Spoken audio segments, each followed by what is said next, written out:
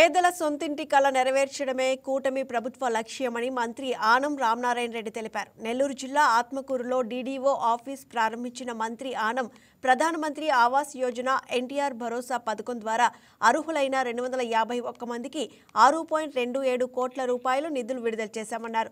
గడిచిన ఏడాదిలో రాష్ట్రంలో పంచాయతీరాజ్ వ్యవస్థ బలోపేతమైందని, కేంద్ర రాష్ట్ర ప్రభుత్వాలు కలిసి చేపట్టిన అనేక సంక్షేమ కార్యక్రమాలు విజయవంతమయ్యాయన్నారు.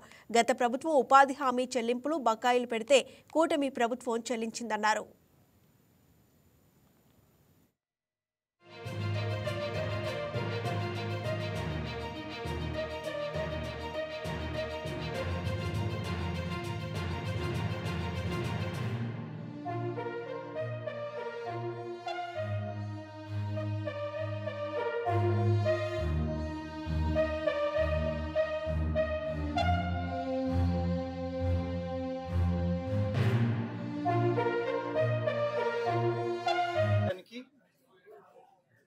కూటమి ప్రభుత్వంలో ఉప ముఖ్యమంత్రిగా శ్రీ పవన్ కళ్యాణ్ గారు చేసినటువంటి ఒక ప్రయత్నం సఫలీకృతమై ఇవాళ గ్రామీణ వ్యవస్థని బలోపేతం చేస్తూ అధికార యంత్రాంగాన్ని, ప్రజాప్రతినిధులను సమన్వయం చేసుకుని కార్యక్రమాలు మొదలుపెట్టడం జరిగింది.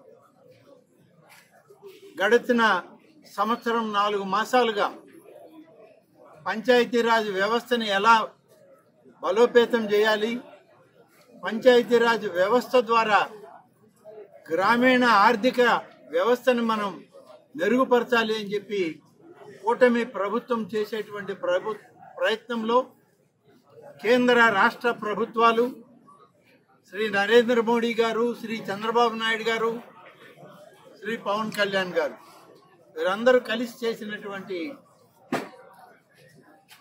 కార్యక్రమం ఇవాళ విజయవంతం అవుతూ ఉంది. ఇప్పటికే ఎన్ఆర్ఈజీఎస్ కార్యక్రమంలో 100 కోట్ల రూపాయలు బకాయిలు పడిపోయి గత ప్రభుత్వం వదిలేస్తే ఎవరు అందులో నష్టపోకూడదు, ఇది ఏ పార్టీలకైనా సంబంధం కాదు. ఈ వీడియో మీకు నచ్చినట్లయితే లైక్ చేయండి, షేర్ చేయండి, మా ఛానల్కి సబ్స్క్రైబ్ చేయండి.